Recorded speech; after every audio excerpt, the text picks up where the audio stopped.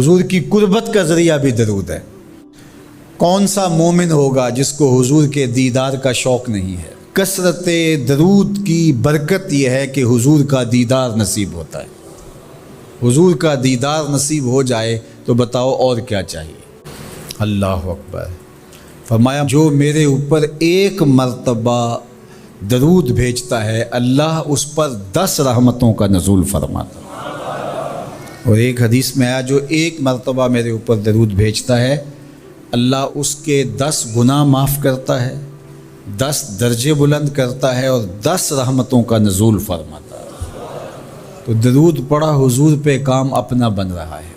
تو درود پڑھنے سے انسان کا باطن سنورتا ہے، اندر پاکیزگی نصیب ہوتی ہے، گناہ دھلتے ہیں، عیب دھلتے ہیں، پریشانیاں ختم ہوتی ہیں، مصیبتیں، آلام، مصائب، دکھ، ٹینشن، پریشانی جو کچھ بھی ہے یہ ختم ہوتا ہے۔ اور درود پرسکون بنا دیتا ہے انسان کو۔ راحت بخش ہے وظیفہ، سرور انگیز ہے یہ وظیفہ، نور بیز ہے یہ وظیفہ، ماحول میں شگفتگی پیدا کر دیتا ہے۔ اگر درود شریف پڑھو گے تو تمہاری بہت ساری پریشانیاں ختم ہو جائیں گی، تمہارے دکھوں کا مداوع ہوگا، تم ریلیکس ہو جاؤ گے درود پڑھنے۔ یہ درود شریف کی برکات ہیں۔ ایک مرتبہ درود پڑھنے سے 10 رحمتیں نازل ہوتی ہیں، اور جو بار بار حضور پہ درود پڑھتا ہے تو بتاؤ کہ کتنا بڑا ذخیرہ رحمتوں کا اس کے اطراف میں پھیل گیا۔ تو اس لیے کثرت کے ساتھ درود پڑھنا چاہیے۔ حضور علیہ السلام نے یہ بھی ارشاد فرمایا کہ جو میرے اوپر درود پڑھتا ہے میرے اوپر لازم ہے کہ میں اس کی شفاعت کروں گا۔ شفاعت رسول کے حصول کا ذریعہ درود بنتا ہے، چونکہ ہمارا آسرا ہی حضور کی شفاعت ہے۔ وہ دامن شفاعت کھولیں گے تو ہم گناہ گاروں کا کام بنے گا۔ اور وہ نصیب کیسے ہوگی حضور علیہ السلام کی شفاعت؟ کثرت درود سے۔ یہ بھی ارشاد فرمایا آقا کریم نے قیامت کے دن میرے سب سے زیادہ قریب وہ ہوگا جو کثرت کے ساتھ میرے اوپر درود پڑھنے والا ہو۔ اللہ کا فرشتوں کی مجلس میں حضور کی ثنا کرنا یہ درود ہے۔ حضور کی مدح فرمانا، محبوب کی شانوں کو بیان فرمانا۔ یہ صحیح بخاری میں صلاۃ کا ترجمہ حضرت ابو العالیہ رضی اللہ تعالی عنہ سے کیا گیا ہے۔ تو پھر درود کا مفہوم بہت وسیع ہے۔ حضور کی مدح و توصیف، حضور کے حسن کا بیان، حضور کے خصائل کا عنوان، آقا کریم کے شمائل کا تذکرہ، حضور علیہ السلام کے فضائل کی باتیں، حضور کی عظمتوں کا عنوان، یہ سب کچھ درود کے زمرے میں آتا ہے۔ اور پھر ساتھ صیغہ بھی درود کا ہو اور اس میں شانیں بھی حضور کی ہوں، جس طرح درود تاج میں ہے، تو اس میں حضور پر درود بھی بھیجا گیا اور ساتھ حضور کی عظمتوں کو بھی بیان کیا گیا۔ تو یہ ایک خوبصورت گلدستہ بن گیا۔ درود شریف کے جو مفاہیم بیان کیے گئے ہیں ان سب مفاہیم کو یہ اپنے جلو میں لیے ہوئے ہے یہ درود۔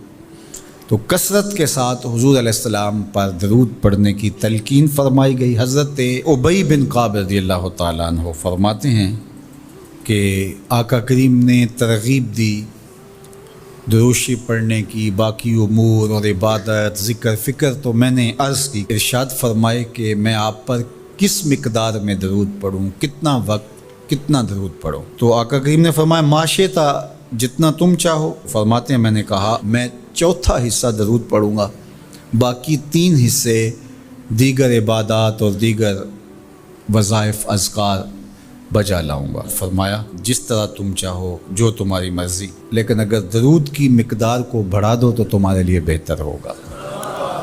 تو میں نے کہا النصف، میں آدھا وقت درود پڑھا کروں گا اور باقی چیزیں باقی آدھے وقت میں کروں گا۔ فرمایا جس طرح تم چاہو، لیکن اگر درود کی مقدار کو بڑھا دو تو تمہارے لیے بہتر ہوگا۔ میں نے کہا کہ حضور میں 2 حصے درود پڑھوں گا اور 1 حصہ باقی وظائف اوراد بجا لاؤں گا۔ فرمایا جیسے تمہارا دل چاہے، لیکن اگر تم درود کی مقدار کو بڑھا دو تو تمہارے لیے بہتر ہوگا۔ فرماتے ہیں میں نے کہا حضور میں پڑھوں گا ہی درود، سارا وقت میں آپ پہ درود ہی پڑھتا رہوں گا۔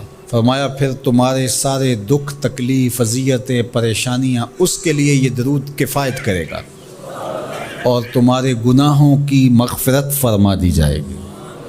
تمہاری پریشانیاں، تمہاری اذیتیں، تمہارے دکھ، دور موجود میں لفظ بولا جاتا ہے ٹینشن، تمہاری ساری ٹینشن، تمہارے سارے معاملات حیات کی بے ترتیبیاں، پریشانیاں، دکھ، اذیتیں، سب کچھ ختم ہو جائے گا۔ درود سب دردوں کا مداوع ہو جائے گا، سب دکھوں کا علاج ہو جائے گا، سب پریشانیوں کا حل ہوگا، سب مصیبتوں کا مداوع بن جائے گا، اور ساتھ ساتھ تمہارے گناہ بھی بخش دیے جائیں گے۔ تو درود جتنی کثرت کے ساتھ پڑھا جائے اللہ کی اتنی ہی رحمتیں نازل ہوتی ہیں۔ تو باقی وظیفے، باقی اوراد وہ بھی فضل و شرف والے ہیں، لیکن حضور نے فرمایا کہ پھر تمہارے لیے ایک درود ہی کافی ہو جائے گا۔